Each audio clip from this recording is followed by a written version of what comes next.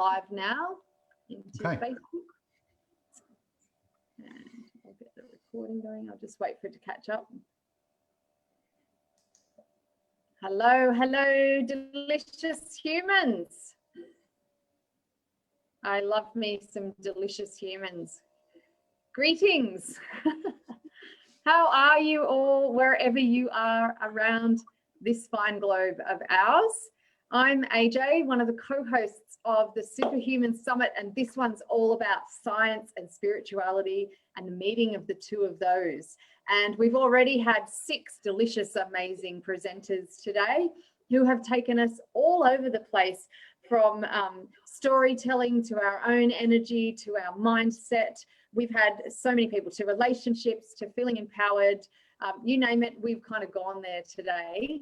And this is going to be no exception. We always save the best to last, as they say. And I welcome you to our call tonight here in Australia, but morning for you over in Cambridge. Geoff Marlow, welcome, welcome. Thank you, AJ. Thanks for the invitation. It's great to be here. Awesome to have you part of this delicious summit, and we've had so many great people from all around the world hopping on, and we love our audience to be interactive. So I'm hoping you're okay with questions and comments throughout your kind of presentation and sharing as well. Awesome.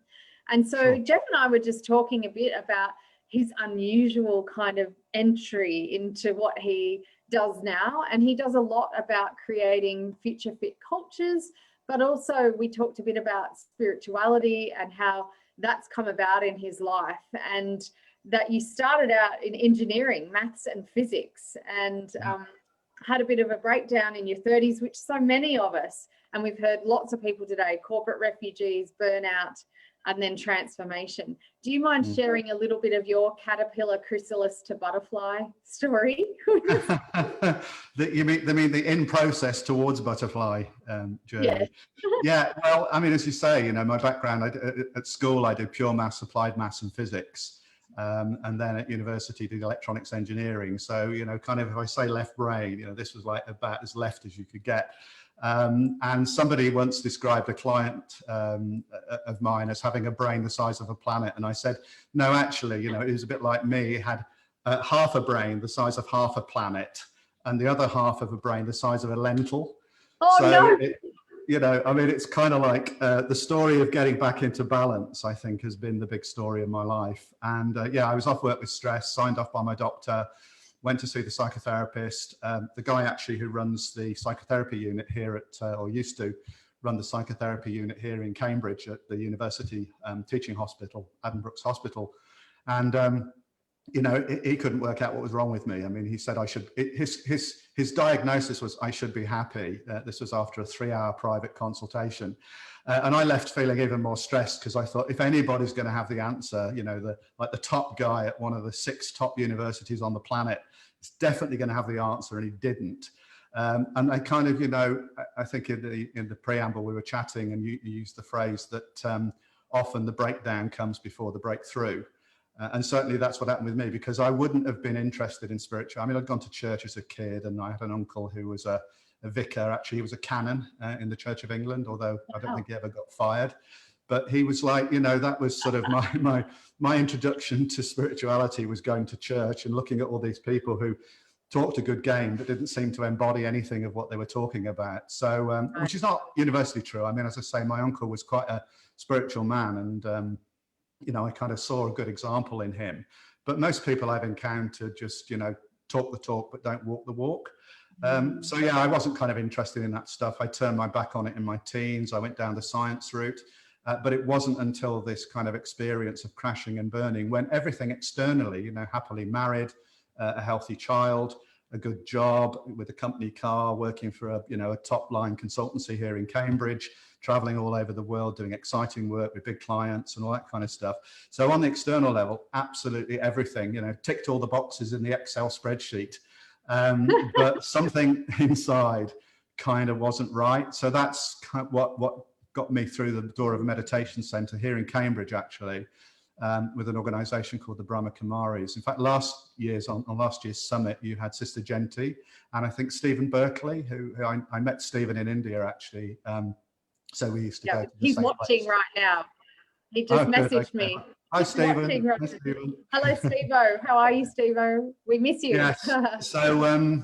So yeah, so that was basically how I got my start in it, and I kind of I was to be honest, I was absolutely crap, if I can say that online, at meditation. My wife was brilliant. I mean, she was like being connected, and I was like, "How do you do that?" And she said, "There isn't a how, you just do." And I'm like, that's stupid, you know, because I'm an engineer. So for everything that you do, there's a how. You've got to have like A, B, C, D, and a circuit diagram and whatever. But what blew me away was the understanding of the self, which is a bit of what I'll share in the little presentation today, that kind of made me reflect on, oh my God, there's a whole other side to me that I have been completely blind to. And so that made me hugely curious. So whilst everybody else was sitting having blissful meditation, I was thinking a lot about myself, but actually applying what I was learning in my daily life. And it was only later that I discovered that in the Indian tradition, this is something known as karma yoga, the yoga of action. So we think of yoga as somebody sitting cross-legged, maybe with their fingers like this and with a cashmere shawl on and some temple bell music and maybe some, you know, sandalwood incense burning in the corner. But actually you can do meditation, you can do yoga, which is literally connection with your higher self as you perform action moment by moment every day. So that's been the foundation of my practice over the last 30 years. And for the last 10 years, I've actually been having some of those brilliant experiences, maybe 15 years, I've been having some of those brilliant experiences that kind of most people were like, well, if you're not experiencing that, why are you still doing this? But, you know, again, it's my engineer scale, my engineer kind of habits are, give me some tools that work in everyday life and I can apply them and do something with them. We certainly get really strong samskaras around things and how they should be, and you know, making assumptions. And I know as a yoga therapist, I'm often working with people and they go, that can't work, it's so simple, how could just doing that each day for a few minutes work? You know, we can't underestimate the power of that. But yeah, well, it's got to be complicated. If we're complicated people, like, it just doesn't fit. You know, we've got complicated circuitry. So it's like the guy I was referring to earlier, who had half a brain the size of half a planet, ran the most complex organization you've ever seen. And in fact, in order to become CEO, you had to be able to handle the massive complexity that it created of this really messy organization. But other organizations that I work with in the same field were much simpler, simply because they didn't have a CEO with a brain the size of a planet. So they didn't make the things too complicated. I know which I'd prefer. Yeah, well, one's a lot easier. And I know than the your other, talk tonight. Absolutely. And actually, there's quite a lot of, there's an art to simplicity, isn't there, in lots of ways. There's an art to the chipping away and the surrendering of that's really not needed. And the surrendering of the ego to not need to attach to things being busier, better, bigger, harder than we make them. Yeah, well, somebody, I can't remember who it was, some philosopher said, I wouldn't give a fig for the simplicity this side of complexity, but I would give my all for the simplicity on the other side of complexity. And I think that's what we're doing. Yeah.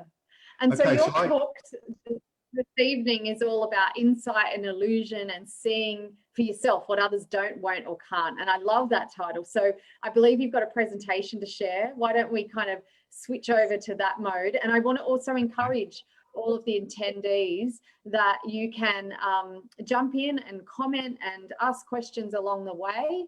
And you can do that if you're on with us in Zoom, you can do that in the chat box. And if you're over in Facebook, just along in the comments below, please feel free to be part of the conversation with us. Okay, so I'm hoping, AJ, can you just confirm that you're seeing a picture of 3 illustrious gentlemen? I can see 3 gentlemen in front of me. Well, I can actually see 4, so there you go. All right, okay. Yeah, it's very kind of you. All right. So I guess if I was to ask you, AJ, do you recognize any of these 3? I do in the middle, but I don't recognize the other 2 gentlemen, and I'd love to know who they are, especially because they've got a thing going on about spectacles. So do tell. Yeah. So basically, if we went back 120 years and we were in the world of physics, which, as I mentioned earlier, was kind of part of my background, we would have known possibly the 2 guys on the outside, but we wouldn't have known the guy in the middle. because the guy in the middle, Albert Einstein, was consistently rejected from the physics community. You know, like nobody wanted him to be part of their gang because they didn't regard him as a proper physicist. He didn't really have the qualifications for it. And he really was somebody who I kind of quite like, because he was very anti authority figures. He wasn't a great fan of people who were celebrities or were big hitters. So the other two guys that are flanking him there, the one on the left with the full beard, his name is Hendrik Lorentz. He won the Nobel Prize for Physics in 1902. And the guy on the right with the pince nez and the little bow tie, that is Henri Poincaré, another famous, well, polymath really. And he never won the Nobel Prize for Physics simply because he, like Einstein, was a theoretical physicist. And the Nobel Prize committee didn't like to give awards for physics to people who didn't do lots of experiments, which is kind of one of the reasons why Einstein never actually got a Nobel Prize for relativity. They eventually they felt they had to award him one for something, so he gave him one in 1921 for his discovery of the photoelectric effect. But why we know about Einstein as well is he was a bit of a yogi and a meditator, wasn't he? And did and he was deeply reflective, and kind of he had that balance, you know, of the left brain, right brain, if I can use that shorthand. I mean, we know that's kind of not how it works, but it's a useful shorthand. The planet and the lentil. I have it burnt in my mind now. Yeah, that's right. So yeah, he was. If he got a really difficult problem, he would go and smoke his pipe and play his violin. And so music was quite important to him. So this whole idea of the whole brain and the whole self was pretty important. But the reason we know him today, and we don't recognize the two guys on either side of him, even though at the time they were like the big hitters in physics, was he was able to make a breakthrough that they weren't. And the reason that he was able to make that breakthrough was because I mentioned he wasn't a physicist. Actually, what he was a second-class clerk, or clerk, depending on how you speak English, in the patent office in Bern in Switzerland. And around this time, you can imagine this is like the late 1800s, early 1900s. The railways were getting more developed and trains were getting faster. So it became more important that if you've got a train from Geneva to Zurich, which is about 350 kilometers, that the clocks at Geneva and the clock in Zurich really ought to be synchronized, because by the time the train got there, you know, if there's like 10 minutes difference between 9 o'clock in Geneva and 9 o'clock in Zurich, it messes up your timetables. So a lot of people were putting in patent applications for devices that could synchronize clocks over a distance. So Einstein was already thinking about time and distance and all this sort of stuff. The thing that enabled him to make the breakthrough that these other two characters couldn't was because he wasn't so wedded to the established orthodoxies of physics of his day, which were founded on Isaac Newton's ideas of the clockwork universe, which went back to like the late 1700s. So you've got like 200 years, 10 generations or so of physicists, deeply, deeply grounded in what they think are these immutable laws of the universe identified by Newton, who actually was about 2 miles away from here when he did a lot of his work, so at Trinity College here in Cambridge. And in Walter Isaacson's book on Einstein, here's what he says in one particular piece about this. He says, "Once again, it's worth asking why Einstein discovered a new theory and his contemporaries did not. Both Lorentz and Poincaré had already come up with many of the components of Einstein's theory. Poincaré even questioned the absolute nature of time. But neither Lorentz nor Poincaré made the full leap, that there's no need to posit an ether, that there is no absolute rest, that time is relative based on an observer's motion, and so is space. Both men were groping towards the same revision of our notions of space and time as Einstein, but they were groping through a fog of misperceptions foisted on them by Newtonian physics."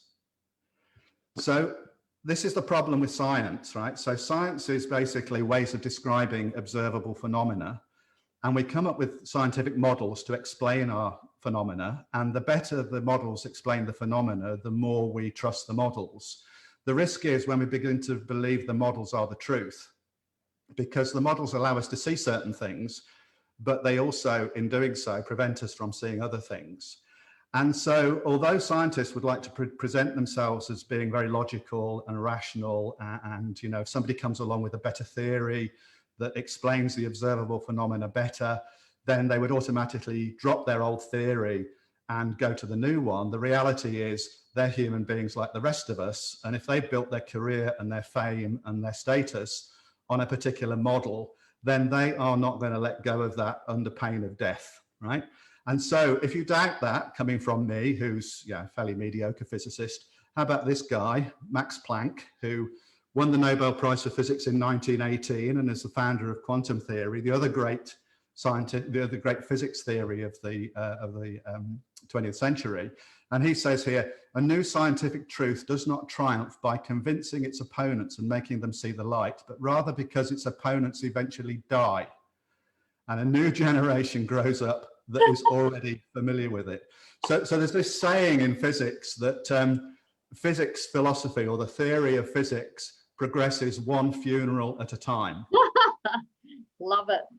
Okay, so now you're in Australia, aren't you, AJ? So do you recognize these two guys? Nope. You don't? Okay. How about if I put their names underneath?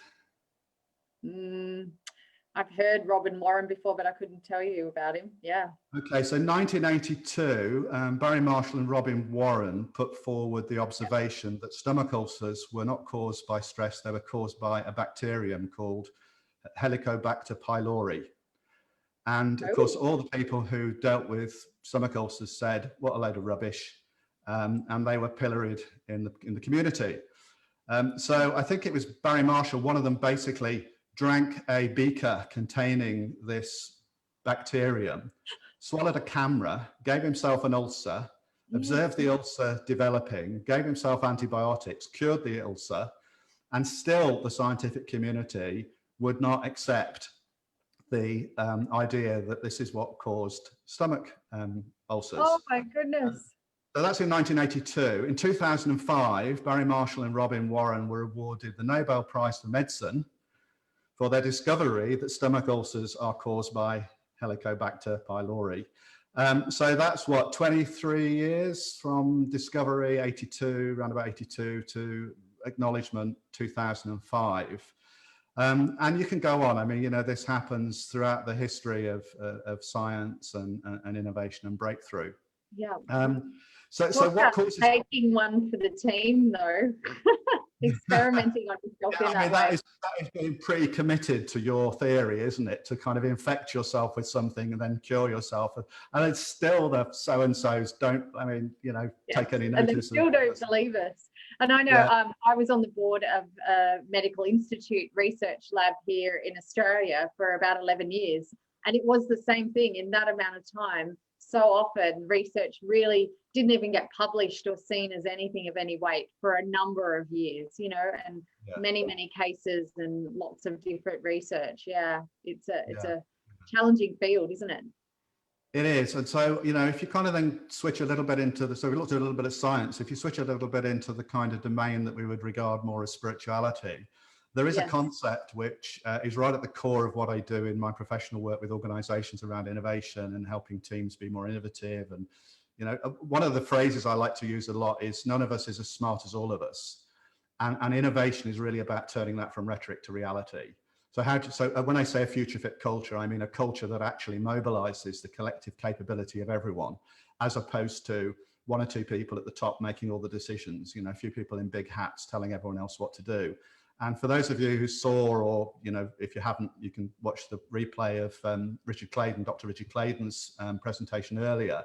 He talks a lot about this in the kind of, you know, the original series Star Trek view of extended intelligence. So very much an aligned perspective with this.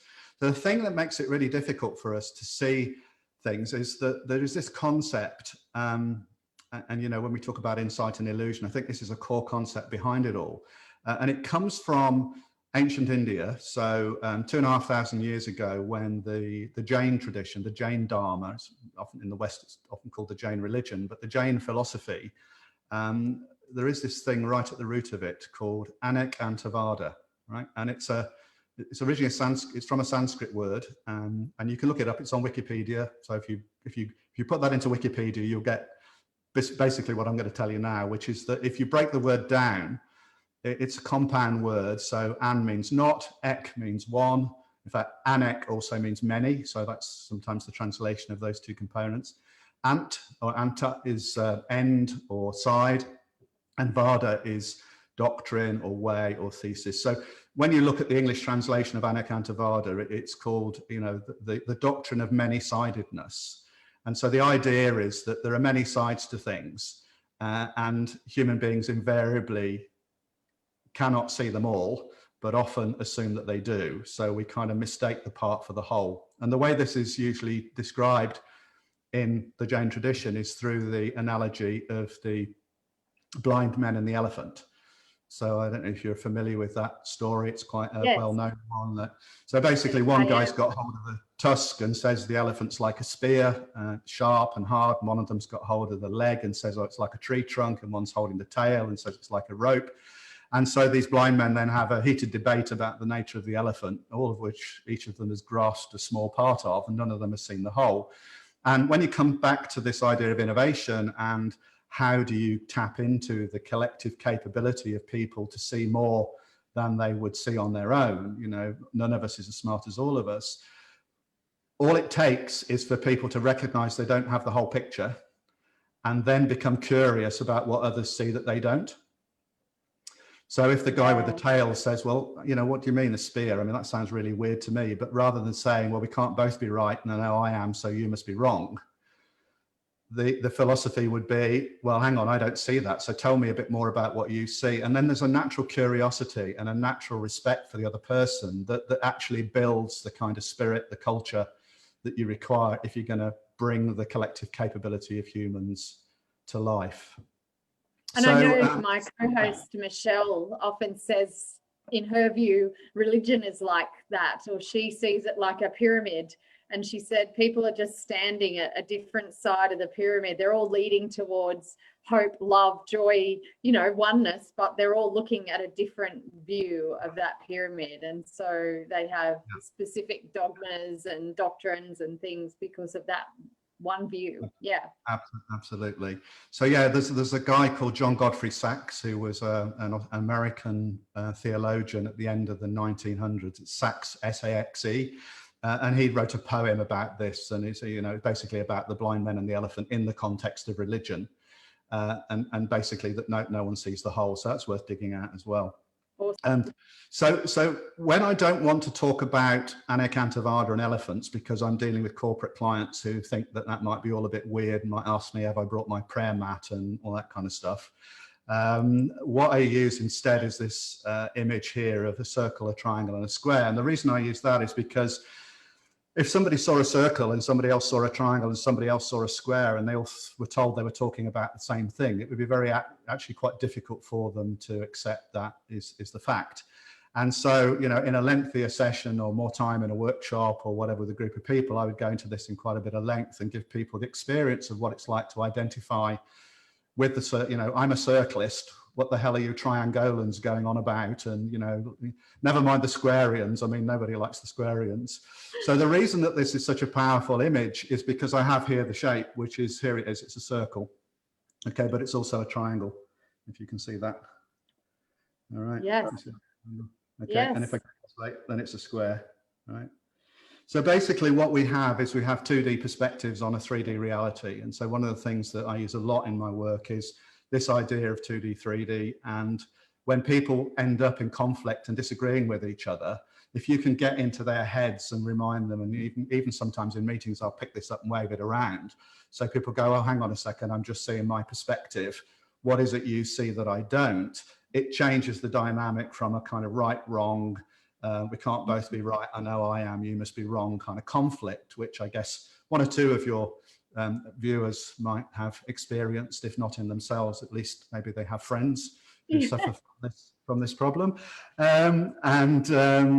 Recognizing that none of us, there's a key thing here is to recognize none of us sees the whole picture ever, and that is not a failing, right? The failing is assuming we see the whole picture. Right? That's the really, I mean, if you could eradicate that in the human race, we'd solve all our problems. You know, we just get together and solve all our problems. But it's like, I'm right, you're wrong is the thing that stops that from happening. Yeah, it's like the ego or the arrogance of the assumption that we know it all. Absolutely. And it's because I'm a circlist that, you know, and I identify with other circlists, and all my friends are circlists, and they all agree with me that it's a circle. If you come along as a triangular, we're going to think you're alien, and we're not, you know, we don't want to, you know, yeah. So I have a friend who always says to me, why can't people just be normal? And I'm like, because that's your version of normal. Why can't people be my normal? That's what she's actually saying, isn't it? Yeah. Exactly. Yeah. And Stephen's saying he still has the circle, square and triangle. He's been waiting for those. Say again? Stephen said he's been waiting for you to bring out the circle, square and triangle. Right, he still has what you gave him in India. He knows me of old, actually, yeah. So in fact, I'd done this circle, triangle, square for a publication that I wrote for about 23 years ago now. And somebody said, oh, that's an elephant. And I said, what do you mean it's an elephant? That's what got me onto the story of Anakantivada.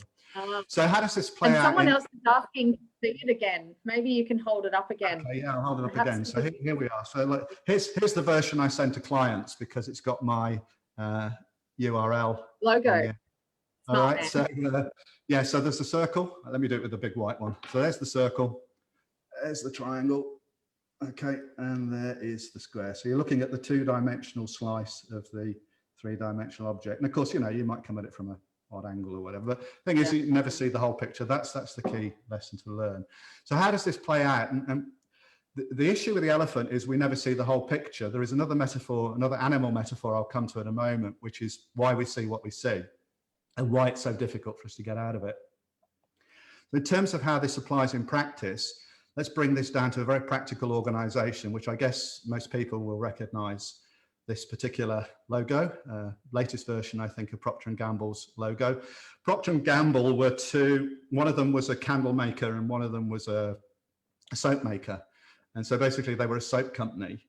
And in the 1950s, might have my timing wrong there, one of their researchers, a guy called Vic Mills, was investigating or researching with housewives what it was they liked about P&G soap powders for cleaning babies' nappies.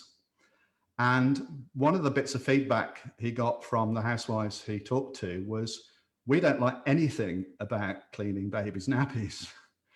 And so, you know, the P&G weren't the originators of this idea, but he'd kind of got onto this idea of the disposable nappy or the disposable diaper, as they would say in the States. What do you say in Australia? Is it nappy or diaper? Probably nappies more. Yeah. Okay, right. Yeah. So we say nappy in the UK. In the States, they say diapers. So he basically came up with this idea and promoted it to senior management in Procter & Gamble. Now, Procter & Gamble's a soap company, and if someone comes along to you with the idea of a diaper, first thing you go is, where's the soap? You know, like, why would we do this? And the second thing you do is, hang on a second, I am the director of whom a third of my business is the soap business that we sell to housewives for cleaning nappies or diapers. Why would we want to introduce something that killed off the sales that we have in that particular sector? So this is a really, really dumb idea. And in fact, Vic Mills got threatened with the sack, got threatened with being fired, being terminated 3 times. But one of the senior directors kind of thought he might be onto something. It's now an $80 billion industry around the world. P&G's Pampers is the lead brand. Wow. And the guy who developed it was threatened with termination 3 times for coming up with such a crazy idea. Now, not only that, but now Procter & Gamble award annually the Vic Mills Prize for Innovation to people who come up with the biggest breakthrough innovation. So this is the kind of stuff you're up against if you're an innovator in an organization. And there's a great quote from Machiavelli. I haven't got it here now. I often refer back to Machiavelli as the world's first management consultant from the 1500s, all the court of intrigue going on in Italy at the time. And he said, you know, there's nothing more difficult to pull off than bringing around the order, a new order of things, because you've got for enemies all the people who do well under the old system, and you get lukewarm support from the people who might do well under the new, because they're not convinced about anything till they've got long familiarity with it. So there's a real kind of investment of sense of self in the thing that you've done in the past that makes it really difficult to see in the future. So the second animal metaphor that I promised you after the elephant that says none of us sees the whole picture. Here he is, he's the pig. And I pinched this off a guy called Geoff Marlow, who, again, Richard Clayton knows well. He did some recent stuff on organizational metaphors. And Geoff Marlow is famous for talking about organizational metaphors. Images of Organizations was his famous book. And when he came here in Cambridge and presented on that in 1997, I went to his lecture and he introduced this concept. And I thought, this is so good, I'm going to steal it, because I think it animates the next level of challenge we have around this issue of not seeing the whole picture. So he kind of went into some time over this about, you know, what's a pig, et cetera, and getting the audience to contribute on it. But he then said, you know, okay, so if you're a vet, what is the pig? And of course, if you're a vet, the pig looks like a patient. What if you're a pig farmer? Well, then the pig looks like money. And what if you're a butcher? Well, then the pig looks like meat. So, of course, if you're vegan, it doesn't look like food. If you're Jewish or Hindu or Muslim or you know, various other orthodox beliefs, you wouldn't see it as a foodstuff. I'm vegetarian myself, so I don't eat pigs anymore. Yeah. And so the thing is here, you know, what is the real pig? And the insight, and I guess this was the insight for me, that really, when I was saying, you know, I was rubbish at meditation, but I could do this kind of karma yoga stuff. This was the key insight that was at the core of it, which is the pig is just being the pig. It's because the vet has the awareness of being the vet that it looks like a patient, and the pig farmer has the awareness of being the farmer that it looks like money, and the butcher has the awareness of being the butcher that makes it look like meat. And so the philosophy that's at the center of that, and kind of if there was only one nugget that anyone took away from this today, this would be the one nugget, which is we don't see things as they are. We see things as we are, right? It's this awareness of who I am that makes the world appear to be the way it is. So absolutely, and it's exactly what we just heard with the presentation from Alexis right before you, which was, you know, all about the narrative intelligence, and that story is how we create meaning, and that the story is in us. So, kind of building on that perfectly. Yeah, so if you want to see the connection between story and this, and what I'm talking about is the story is being crafted by the being that perceives itself to be at the center of the story, right? So the physicist that thinks I'm a physicist but has been built, that whole career has been built on Newtonian physics, cannot make the step of going beyond it. The second-class patent clerk who doesn't have that background and therefore isn't wedded to that philosophy, they can make that step, right? So this is the challenge for all of us, is seeing beyond what we currently can only see. We can't. So Schopenhauer was a philosopher, German philosopher who influenced Einstein a lot. And one of his famous statements is that everyone mistakes the limits of their vision to be the limits of the world.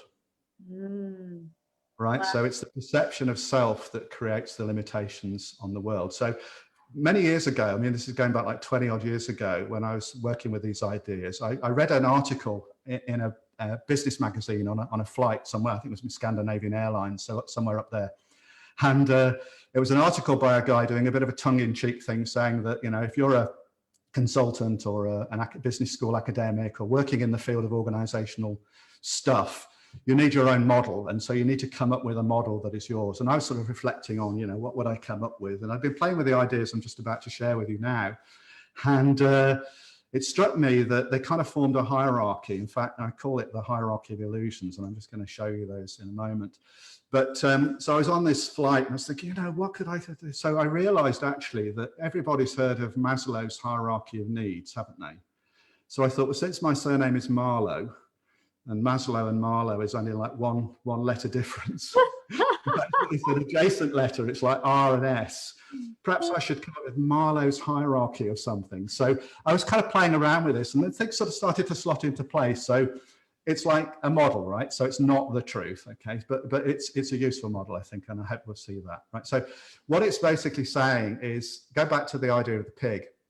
Each of us has an awareness of ourselves, and that awareness of ourselves can be thought of as having a hierarchical set of components to it, right? Going from the most external, non-spiritual towards the most spiritual. And so I'm going to argue in my model, and you'll see why I've constructed it this way in a moment, that the most external level is my possessions, right? So I am my stuff. Now, anybody who's interested in spirituality kind of probably knows I am not my stuff, but they still might quite like their Kashmiri shawl that they bought when they were in India. And if they lost it, then they're sad. I'm hearing some echo. Okay, right, we're gone, we're good. So somebody might say, I know I'm not my possessions, right? In fact, some people, when they talk about spirituality, they think spirituality means that you should have no possessions, right? You should own nothing. Maybe live in a cave with just a loincloth, maybe 3 loincloths, like one on and one in the wash and one for tomorrow. And a pair of moccasins if you're in the snow.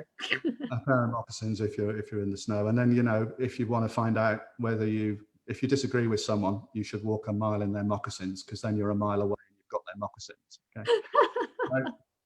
So this idea that you should own nothing, but actually spirituality is not that at all. It's nothing should own you. So you can have your stuff, but the question is, if you didn't have it, would you feel somehow diminished, right? Now, I talk about this stuff all the time, right? And I remember when I got my first iPhone, which I think was the iPhone 4, and I'd had a BlackBerry before that, and I was on the train going down from Cambridge into London. It's a 45-minute train journey, the direct train into King's Cross. And on the way down there, I must have got my iPhone out about 10 times to look at it, to see if I'd had any calls. Of course, if you have a call, it rings, so you don't need to actually fetch it out your pocket every few minutes to see if you've had any calls. And I just saw myself doing this, and this is one of the things about spiritual practice is you have a philosophy and an idea about your spiritual practice, and then you spot yourself doing something that's completely the opposite. And so what do you do about that? You could either beat yourself up for not being very good spiritually, which is, again, another ego response, or you can have a good laugh at yourself and say, look, I'll be talking about this stuff, and yet I've got my phone out 10 times because I really feel some special today because I've got my new phone, And then, of course, 2 years later, you trade it up for the 5 or the 6, and you think, oh, the crappy old 4. I mean, who would have a crappy old 4, right? So this is the thing about... Huh? And I was a BlackBerry user. I resisted leaving my BlackBerry behind. Yeah, well, I'm sure so did Steve Ballmer, who's another great example of how to not innovate. He had a good laugh when Apple launched the iPhone and said, $500 with a plan, ha, ha, ha. Then they went and bought the back end, the rump of Nokia's handset business for $7 billion. And Satya Nadella wrote it off 2 years later, losing $7.2 billion on the deal. So you've got to be careful about decrying other people's innovations.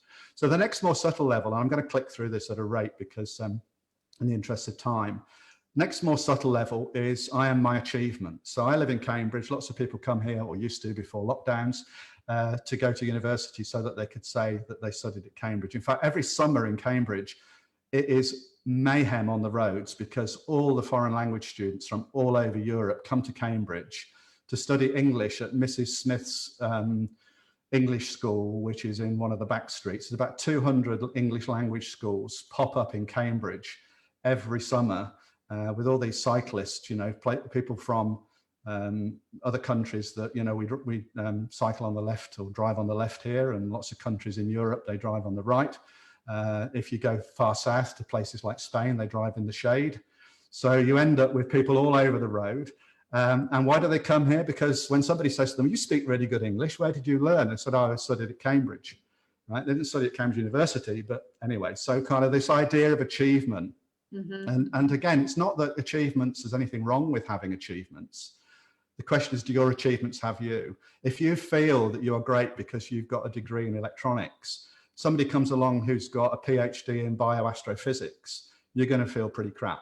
No, and they're going to feel pretty good. Okay, so again, it's like self-checking. Who is the me that's turned up in the moment? How am I comparing? And comparison is a great way of spotting this. How am I comparing myself with someone? Do I feel better than you? Do I feel worse than you? Because this is an indicator of the awareness that I've turned up in. Now, here we get into really tough territory, which is where I am my roles and relationships. And it's kind of hard because we're so much invested in our roles and relationships. You even get situations where I've been made redundant twice. Well, actually, I was fired once from a Saturday job because I was bored, didn't do any work. But I got made redundant in 2001 when I was thinking of starting up on my own, but didn't have enough capital to do it. And the firm that let me go, I'd been with for 18 years. So under UK law, they had to pay me off to go, and it was just enough to get myself started. So thank you, universe. You know, I'm like really grateful that I have been made redundant, because if I'd have left, I wouldn't have got the money, right? Yep. Most of my colleagues are like, I've devoted so much of my life. I've missed out on my kids growing up, doing 80-hour weeks, traveling all over the world on business, you know, and now you're chucking me on the scrap heap. So depending on how much you identify, say with the job or with a relationship, you know, these love songs that say, when you left me, you took away a part of me. You know, what did they do? Steal your leg? No, I mean, what happened was some sense of yourself was invested in the other person. So when they went, there was like a big hole, and over time you regained your wholeness. So nothing wrong with roles, nothing wrong with the relationships. The question is, how much of my sense of self is tied up in them? So if they weren't there tomorrow, would I feel diminished? And so this is always the test. And actually, you have the best relationships when you're able to be loving and detached in the relationship.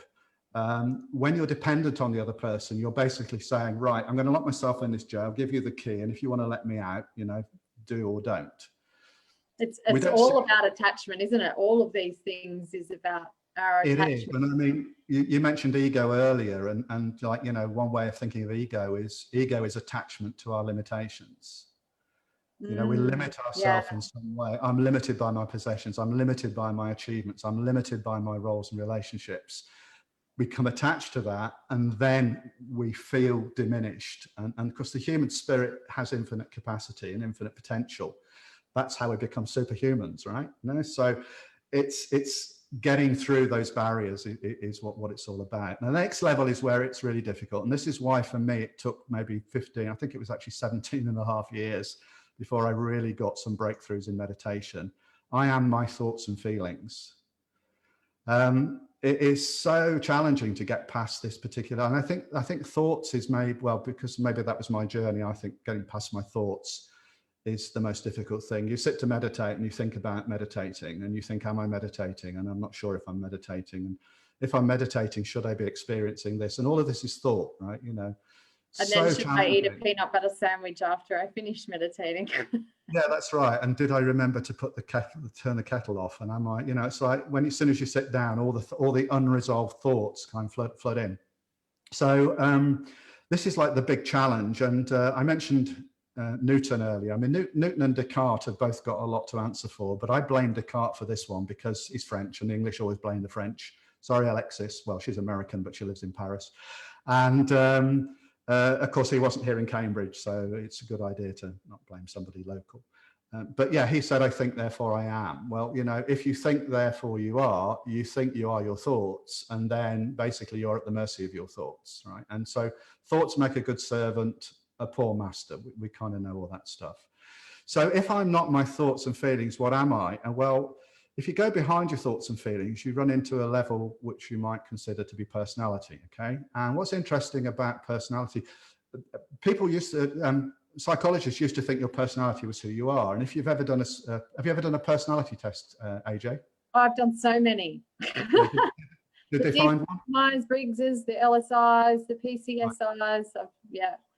Yeah. You know, done them. So MBTI, Myers-Briggs, is probably the most famous one. Yep.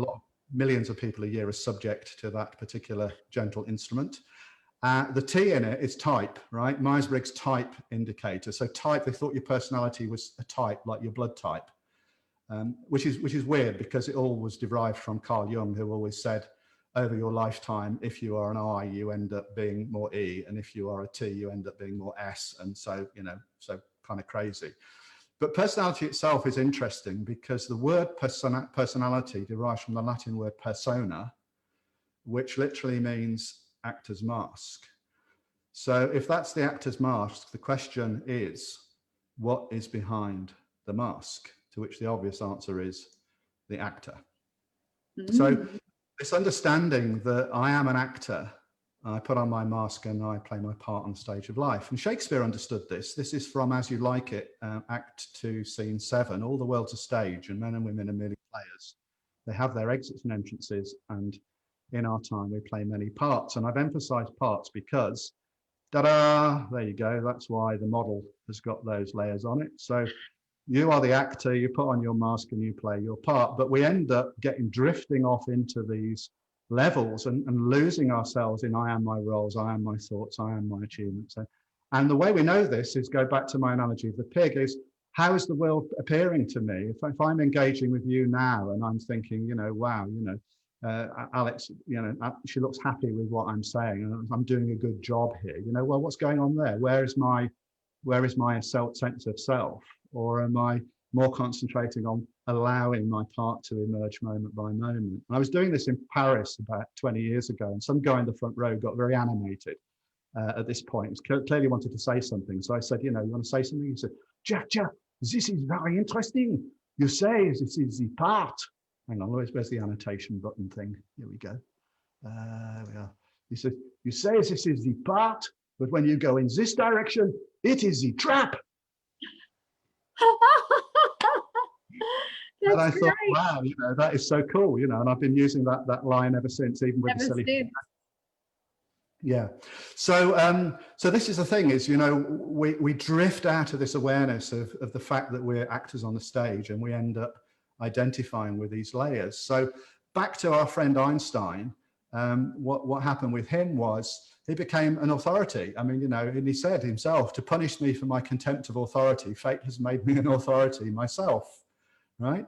In 1926, at Heisenberg's quantum mechanics lecture, he said this wonderful, wonderful statement: whether you can observe a thing or not depends on the theory which you use. It is the theory which decides what can be observed. So what you've already got in your head about how the world works allows or inhibits you from seeing certain things. And he did it himself. He spent the last 30 years of his life trying to disprove quantum theory. God does not play dice. He hated it. One of his close friends, Max Born, who got the Nobel Prize for Physics in 1954, said this about Einstein. He said he could no longer take in certain new ideas in physics which contradicted his own firmly held philosophical convictions. So the life story of Einstein starts with second-class clerk in the Bern patent office, develops relativity theory, becomes a celebrity, can no longer see beyond what he's now famous for, which is what he was famous for when he could see beyond it. So this is the trap. The trap is we get lost in our knowledge and understanding. And so another Eastern philosopher that you'll have heard of, Lao Tzu in the Tao Te Ching, says, to attain knowledge, add things every day. To attain wisdom, remove things every day. And I would say that a way of applying the hierarchy of illusions to that is by turning the attention within, we're able to look and see, okay, in the moment I've turned up in the awareness of my phone, or in the awareness of, I've got this qualification, or I've achieved this, or I've done that.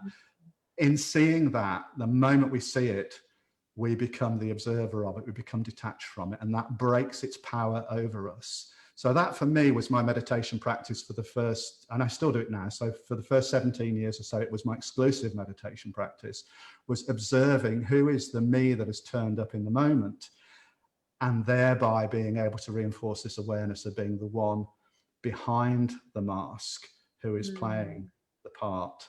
And I guess the final sort of thing I'd say is, if you remember going on airplanes, we were talking about this earlier, but they always say that in the event of the cabin depressurizing, oxygen masks will fall from the panel above your head. Please make sure you'll fit your own mask first. This is the opposite for spirituality. Please make sure you remove your own mask first before you try and get others to remove theirs. Brilliant. Gosh, I love that. I love that at the end. And it is all about attachment, but also our expectation, isn't it? And how we believe the world should be. And you're getting quite a lot of background chatter happening in Facebook from fellow speakers, which is interesting as well. Alexis is asking, where is the story in the hierarchy? I am my story is an illusion, but essential for the actor. Yeah. So the story is, the story can be, I am the actor playing my part, which is the story when I'm grounded in my spirituality.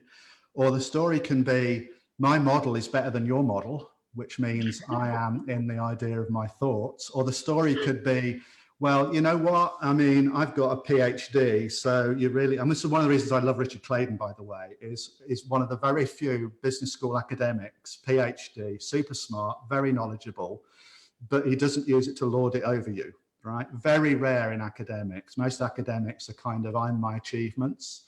So it's the story I'm telling myself, but behind the story is who is the me that is telling myself the story.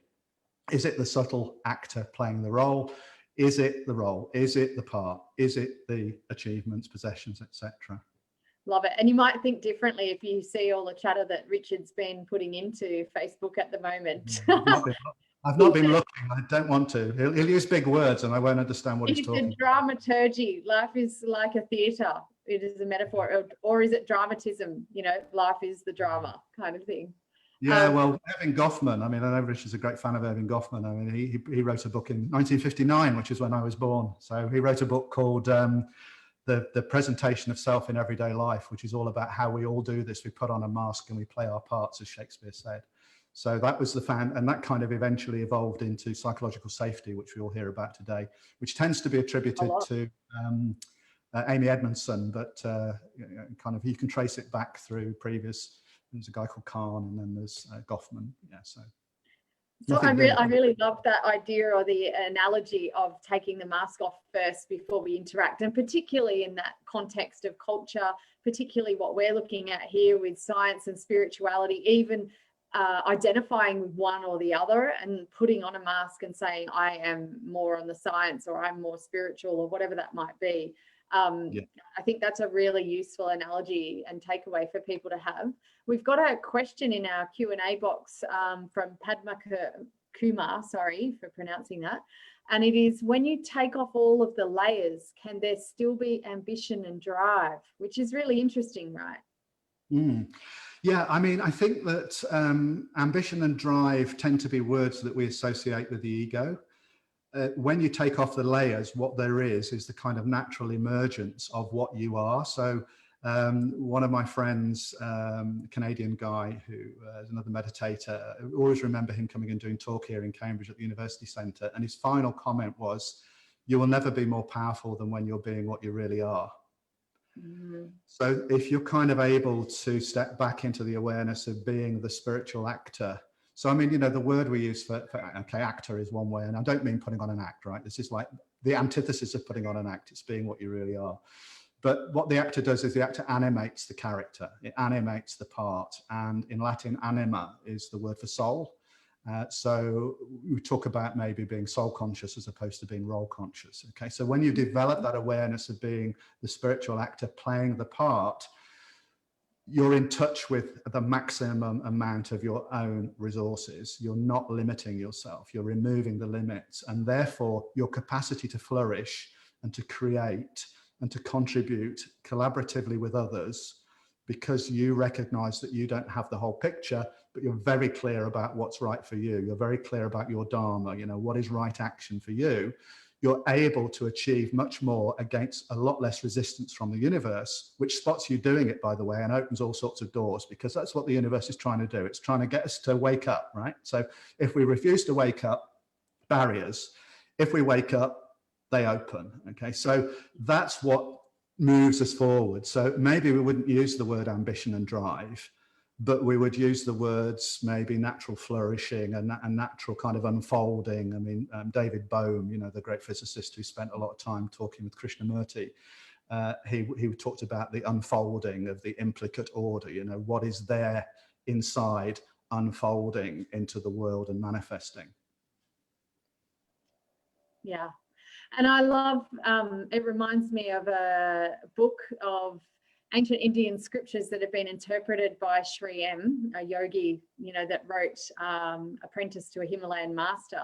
And in it, he talks about, as he interprets a lot of the scriptures, he says, most of the time it's all about not what you put in, but it's emptying the bowl and spending your life kind of emptying the bowl of all the other stuff that, you know, life and society puts in.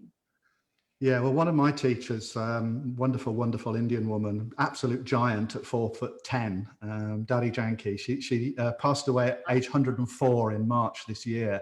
And she always used to talk about cleaning out the heart. You know, the thing is, if you look at what was it Steve Jobs said about at the commencement speech to Stanford in 2005, he said about, you know, don't be trapped by dogma, which is living with the results of other people's thinking.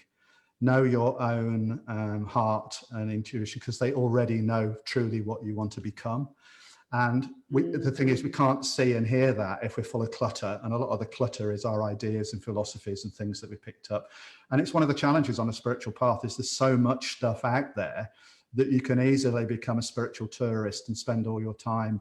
You know, I was talking with a guy, I was on a platform with a guy once, and this woman said to him, she said, you know, I've got all these books, I've got Brené Brown, I've got Anthony Robbins, I've got, you know, I mean, you name it, I've got all these self-development books, she said, but my life hasn't changed. And he said, well, the thing is, you're just accumulating lots of books. So what you're doing, you can see mine behind me here, actually. What you're doing is you're not doing self-development, you're doing shelf development. Yeah. Well, and I'm in the process of moving house at the moment. So I've been reducing my shelf development, and it was really fascinating. I've been giving books away, and just the thought of picking them up and going, actually, I've absorbed that. I've read what I needed to read. But for a long time, I was hanging on to the bookshelf, you know, as I've now got that knowledge, whereas giving it away actually was so much more joyful and I don't have to carry so much to the next place. But, you know, it was that thought then of sharing it and spreading it. So there you go. And I know there's a couple of people, Linda, who benefited from my shelf giving up. So. Yeah.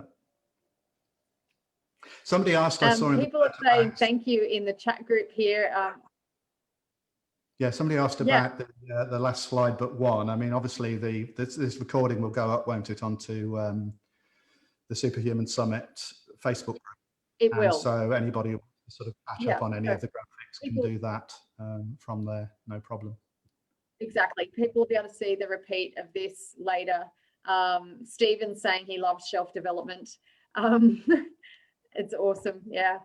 So I guess to wrap up, it would be lovely if you could share, I know on LinkedIn, your Geoffrey Marlow, R-E-Y, Geoffrey with a G, but other ways people can connect with you, get more to do with your amazing model, which I love. And I do agree, thought leaders seem more important when they have a model. It's, you know, it's a very valuable thing. And that was a really tongue-in-cheek, as you know. I mean, but somebody did tell me once, I think that Marlow's hierarchy is a lot more used than Maslow's hierarchy. So there you go. We loved it. So can you please share, the best ways for people to connect with you? There we go. There you go. So you can see my 2D, 3D in the middle there, which I sometimes like to think of as being a bit like my version of R2-D2 from Star Wars. Little guy who helps you. So R2-D2 or 2D, 3D.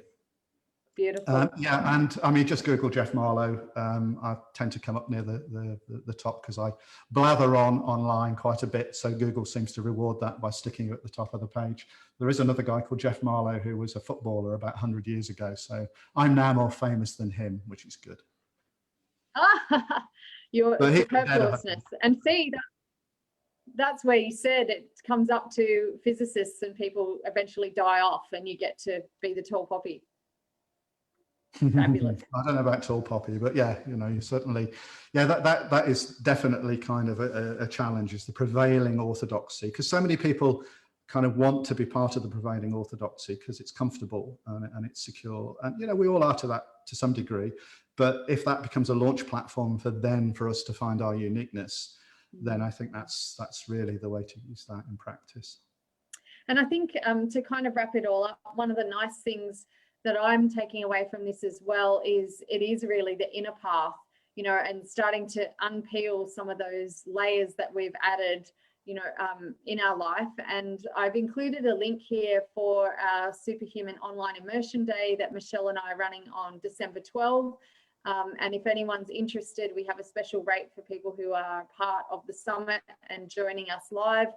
there's a link there, but it's very much a day where we go in and peel away some of those layers and strip them back. So we invite you to join us there. As a fellow meditator, I thank you for your gift of your time this evening or this morning, now 10 a.m. I think for you over there in Cambridge. Yep. It's been a delight and a joy. There have been dad jokes peppered with all sorts of science and spirituality throughout your presentation today. And I know everyone who's joined in has really enjoyed it. There's lots of thank yous in the chat box, which I'm sure you'll be able to read later. And please do connect with Geoff afterwards. It's been fantastic. Thank you everyone for your interaction and enjoyment. We will see you tomorrow on day 2 of the summit. We're kicking off in the morning Australia time with Sahara. And Sahara is going to be talking all around our biorhythms and our natural rhythms and how we can work in more with that. So stay tuned. Come join us for day 2. Thanks, Geoff, for being part of day 1. It's been a joy. Thanks, AJ. Bye, everyone. Take care.